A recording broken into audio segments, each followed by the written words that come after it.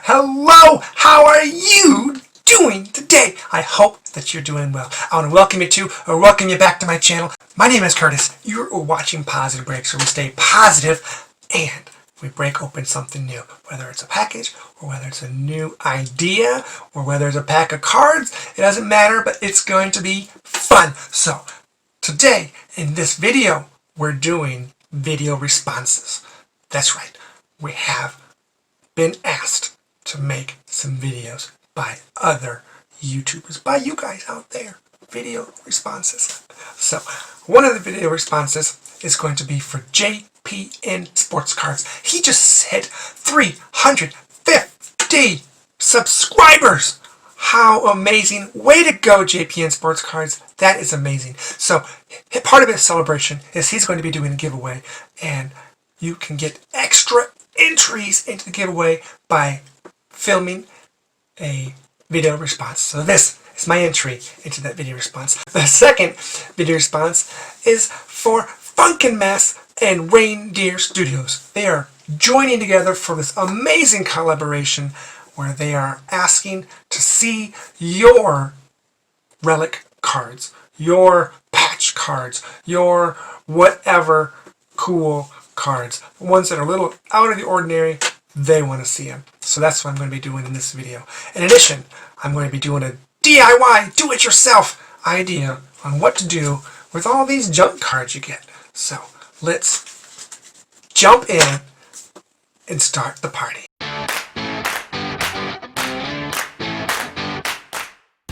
Alright, so let's jump right into this video.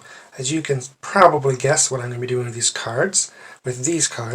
Let's go ahead and talk about it. So, in some of my previous videos, I'd kind of complained or shared my frustration or just admitted that I didn't have a good way to display my cards upright.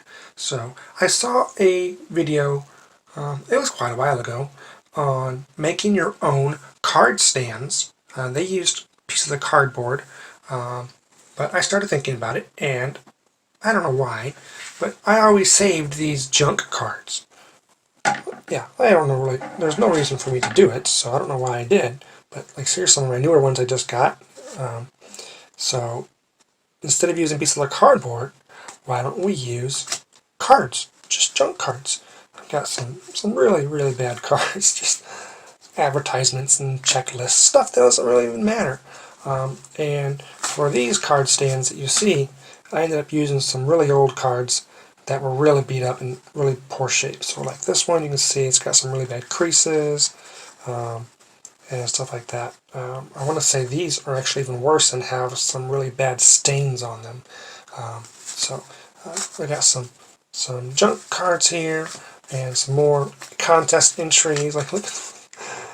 Oh, anyways, so the idea is to use these junk cards and make them to not be junk anymore. So, to make these really cool stands, what I was doing is I was taking two cards. Let's use the Joe Montana ones. Take a little piece of tape.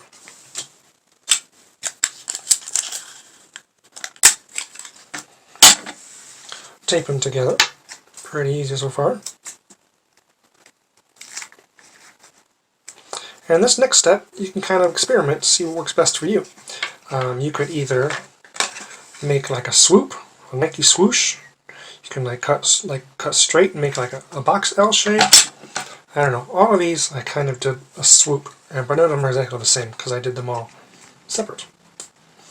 So let's go ahead and make a little ledge for the cards to sit on. Oh, these scissors don't want to cut through this cardstock. And let's go flat this time.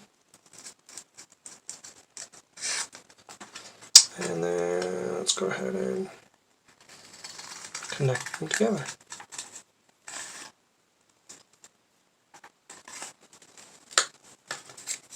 Just like that. Piece of tape, chunk of card, some scissors, and now you have a card stand where I can display my favorite cards. Well, yeah, what do you guys think of that? Is that a good idea for using these junk cards? I mean, they're not the most sturdy. They're not going to be as heavy duty as the ones you can buy from the store. But I think that they will get the job done. I'll hold it straight up. I'll hold it on the side. So yeah, that's so exciting. So let me go ahead and move this stuff out of the way. And I've got a whole stack of junk cards. I'm going to make a bunch more card stands. And that'll be fun. Might be able to have personalized stands per card. That'd be kind of cool. Like, is it this one? This one is on a cardinal stand. So you can see this one here has got a really bad stain on it. Anyways, so I guess I could have used this stand for my Yachty card, but I wasn't thinking about it until just now. So that was my DIY project. Hope that you guys find it useful. So now let's talk about my relic cards. You can see them, all 4 of them. I got 4 relic cards, 2 manufactured relics. This one is from last year's, so 2019, I think. Let me double check. Yeah, 2019 Series 2. And this one is from this year's Topps 2020 Series 1. So the downfall to these homemade stands is that they might topple over easy. So that might just be the design. I may have cut that one too open. But it still solves the problem of not having somewhere to display them. So you just gotta be more careful with them. So we've got Yachty, Patch, Ek, Rookie Medallion, and then I recently got this card from Funkin Mess as part of my care package you sent me. It is a game-worn jersey uniform. Now, it looks like it might be either his sleeve, obviously this might not be this jersey, or it might be his pants. But it's a thick card. I didn't have any penny sleeves to put it in, or any top loaders, so I just stuck it in a team bag, trying to keep it safe. And let's see. And my 4th one is this one. This is a game-used jersey of Brian Giles. This is Upper Deck. I don't know what year it is. Let's see if we can't find that out together. 2008. So I don't know how I got this card. There was a period 5 or 10 years ago, I guess, where I thought, let's get back into card collecting, and I found some lots on eBay. I just bought a handful of lots of cards, so I think this came in there. So I was just like, oh cool, a jersey card. I don't have one of those before. So this is my very first one. I didn't really choose it. It kind of chose me, and the rest of these were all given to me. So this one was given to me in a care package. This one I won in a contest, and this one I ended up buying from Ollie Moon Collectibles from this contest for a couple bucks. So he sent it to me in the same package as that. So if you go back and watch some of those videos, you'll see those. So anyways, those are my relic cards. I hope these are good enough for you guys over there at Reindeer Studios and Funkin Mess to enter me into your contest. Alright, so I've talked about my DIY project.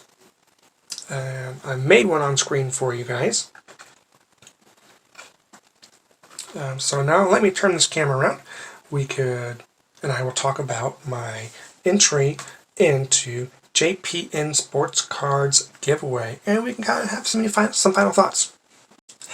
Okay, so I'm back to talk about JPN Sports Cards. His video response idea was, what is your favorite memory and your worst memory in the sport, whatever sport that you like to collect or play.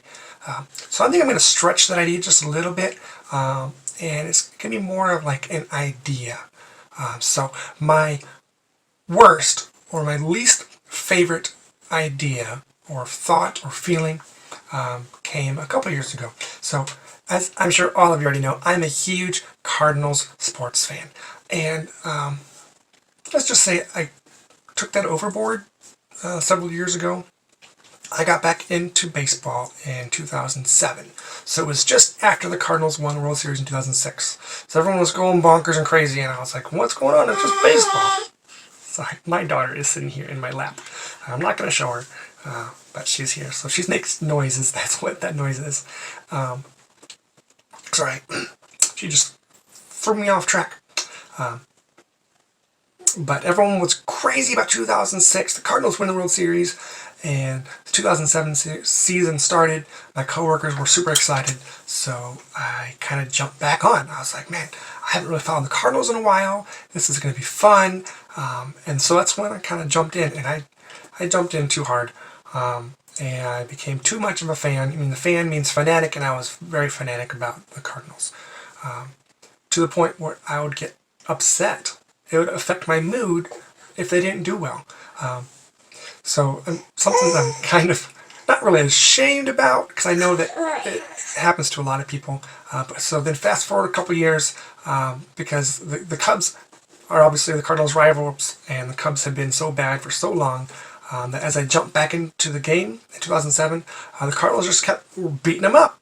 They would win almost every game against them. It was fun to be a Cardinals fan. Then a couple years later, the Cubs were getting good, and the Cubs started winning some games against the Cardinals, and it would make me frustrated, it would make me angry. And there was one day coming home from work, this is when I was taking public transportation. It was a day game, the Cardinals were winning, I'm pretty sure, or it was tied. And as I'm on the way home, following the game on my phone, the Cardinals lose and the Cubs win. And something just happened where I got like sick to my stomach. Like my fandom, my emotions were tied to the Cardinals winning. So it was shortly after that I realized I had gone too far. That I need to disassociate my feelings, my affections, my mood with the game, because it is just a game. And so I think that I have much better appreciation for the game now. Because back then, all I cared about was the Cardinals. If the Cardinals won, I was happy. If they lost, I was mad or upset or frustrated or sick. But now that I have adjusted my train of thought, I've adjusted my mindset, now I can appreciate all the teams. I can watch a game for teams that I don't even follow, and I can appreciate good plays. I can appreciate just the game in itself. And when the Cardinals do lose, whether it's against the Cubs or some other team, I can help realize that it's just a game. There'll be another game probably the next day, and just keeping that mindset that it's just a game.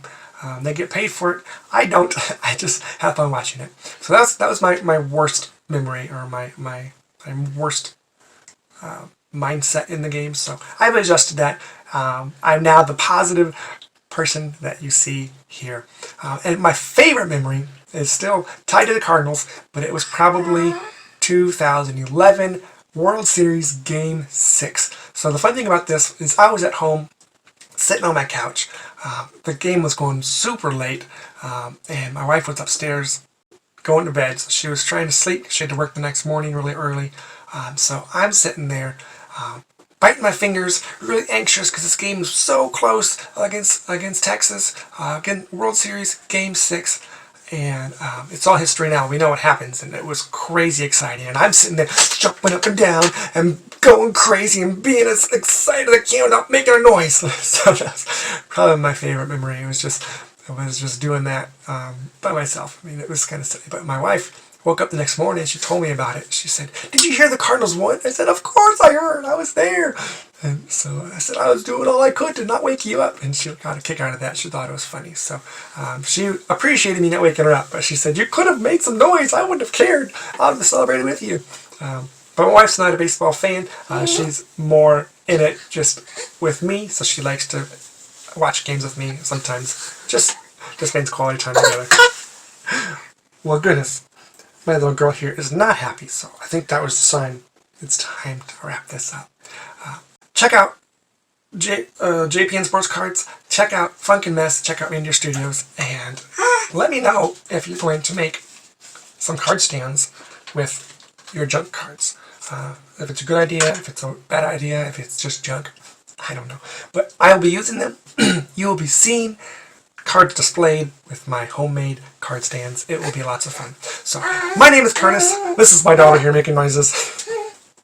You're watching Positive Breaks. Stay positive, break open some cards, make some videos, have fun, enjoy the hobby. Bye.